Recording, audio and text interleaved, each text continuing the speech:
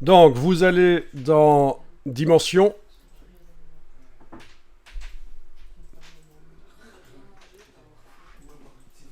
Donc, c'est quand même un logiciel qui demande pas mal de puissance de la part de l'ordinateur. Il faut un ordinateur assez puissant, raison pour laquelle j'ai changé d'ordinateur. Ceux qui ont l'œil, ou ceux qui m'ont déjà entendu dire tout à l'heure au démarrage du cours, j'ai changé d'ordinateur. Je venais l'année passée avec un portable i9 et c'était un peu faible pour la 3D évidemment. Donc je suis venu là avec un Mac Studio qui est un bon compromis. Si on veut rester dans le monde du Mac, hein, bien sûr, si vous êtes plutôt monde PC, c'est pas un problème.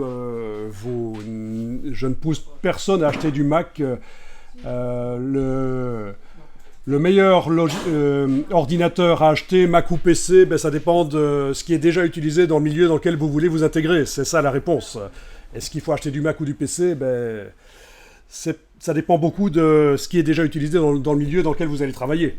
Et le PC est moins cher et plus puissant que les Mac, donc je le dis franchement.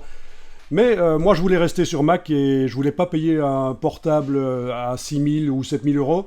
Je trouve que c'est un peu exagéré.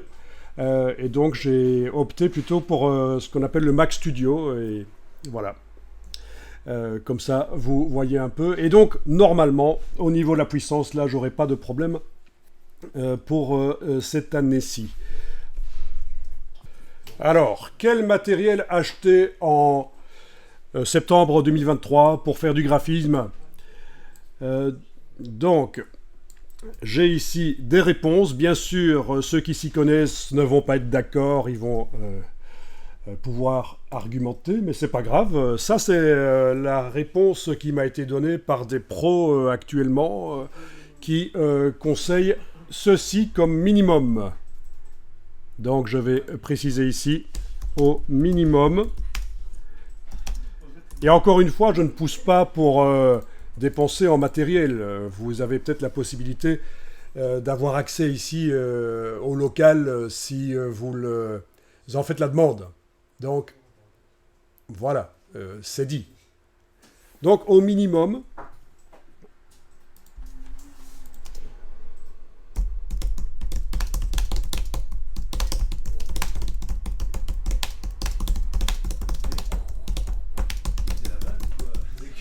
voilà. Donc, Core i5 de 12e génération ou supérieure. Oui, parce qu'on dit souvent, et je l'ai dit d'ailleurs, que j'avais un portable i9, mais j'ai pas précisé la génération.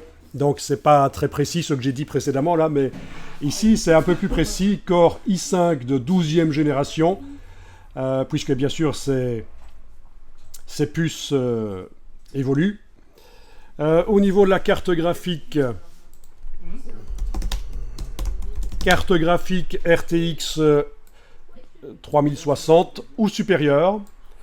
Donc la préférence va à la nouvelle RTX 4060 pour les portables, mais en version desktop, la RTX 3060 12 Go est plus intéressante que la RTX 4060 car elle dispose de 4 Go de VRAM supplémentaires pour les softs de 3D. Voilà. Alors au niveau de la RAM, 16 Go de RAM, 32 c'est mieux, mais sur portable c'est plus rare et souvent très cher. Sur PC de bureau, ça vaut vraiment la peine. Ok, est-ce que vous avez quelque chose à dire là-dessus? Les geeks en matériel informatique veulent ajouter quelque chose? Je préfère AMD. Tu préfères AMD? Il faut voir aussi, si c'est pour travailler dans les logiciels Adobe, qu'est-ce que Adobe, lui, préconise. J'ai pas regardé si la RTX, là, est vraiment préconisée par Adobe, mais il faut savoir qu'ils développent leur logiciel sur du matériel avec certaines cartes graphiques, et donc, si on prend d'autres cartes graphiques, ça peut marcher, mais pas certain que ce soit garanti par Adobe, quoi, que ça va marcher. Bon bah ici dans Google, j'ai juste tapé carte graphique requise pour Adobe et j'ai évidemment quelques résultats, dont des résultats du site Adobe. Configuration requise pour Illustrator qui est assez gourmand. Illustrator, les dernières versions bien sûr. Configuration requise pour Photoshop, etc. Donc par exemple si je vais voir pour Photoshop, Configuration requise, ils disent pour Windows, hein, parce qu'il y a Windows et il y a macOS en dessous. Et c'est différent. Mais pour Windows, carte graphique, voilà ce qu'ils préconisent. Au minimum.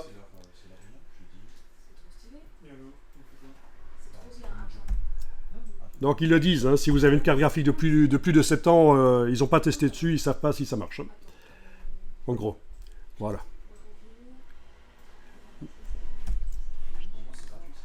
Donc, la colonne de gauche, c'est le minimum, la colonne de droite, c'est le recommandé.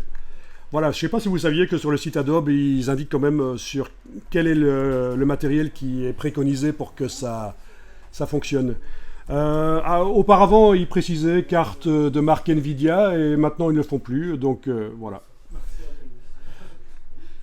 Quoi qu'il en soit.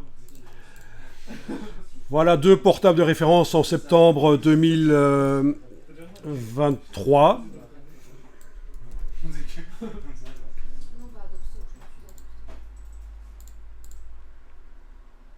Voilà.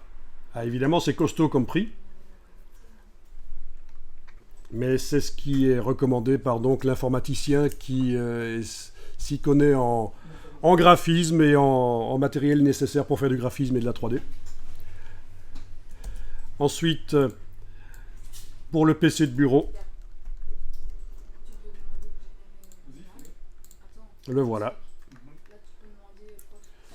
Donc bien sûr c'est cher, mais il faut voir le rapport prix et puissance et fiabilité.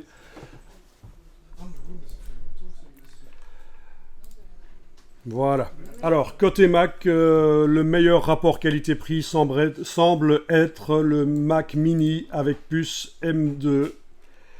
Ben, évidemment, il faut ajouter un écran et un clavier et une souris, et c'est pas très portable. On est plutôt dans le concept du transportable. Voilà.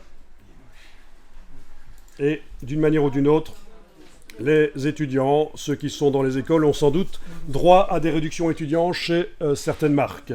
Il faut quand même tester, essayer.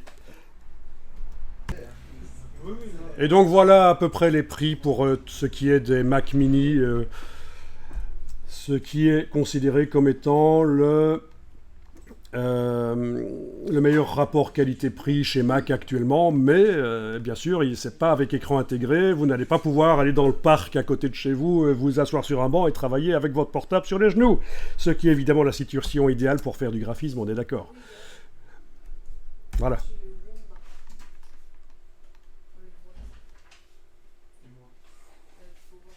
Celui-ci, c'est un i7. Hein. Ce qui est recommandé, c'est bien sûr ceux avec la puce, la nouvelle puce M2, et il y a la M3 qui est dans les tuyaux qui va arriver.